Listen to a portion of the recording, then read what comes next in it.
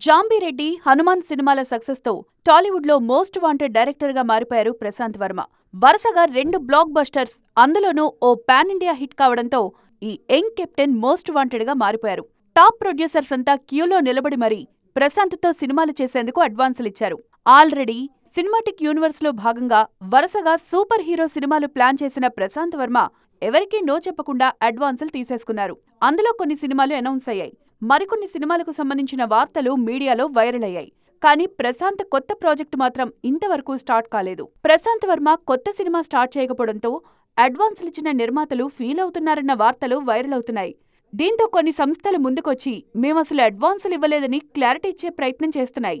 ప్రశాంత్ లాంటి crazy డైరెక్టర్తో gap ఏ నిర్మాత కోరుకోరు కాబట్టి ఎవరి ఇమేజ్ డ్యామేజ్ అవ్వకుండా నిర్మాతలు ఇలాంటి స్టేట్మెంట్స్ ఇస్తున్నారన్న టాక్ వినిపిస్తోంది. ప్రశాంత్ వర్మ కూడా సినిమాల విషయంలో సీరియస్ గానే వర్క్ చేస్తున్నారు. ఆల్రెడీ తీసుకున్న అడ్వాన్సులతో ఆ సినిమాలకు సంబంధించిన స్క్రిప్ట్ వర్క్ పూర్తి చేసే పనిలో ఉన్నారు. అయితే ముందే ఏ స్క్రిప్ట్ ఫైనల్ అవుతుంది, ఏ సినిమా పట్టాలెక్కుతుంది అన్న విషయంలో మాత్రం క్లారిటీ రావడం లేదు. ఈ వార్తలపై క్లారిటీ కోసం ప్రశాంత్ను సంప్రదించే ప్రయత్నం చేసినా ఆయన స్పందించలేదు.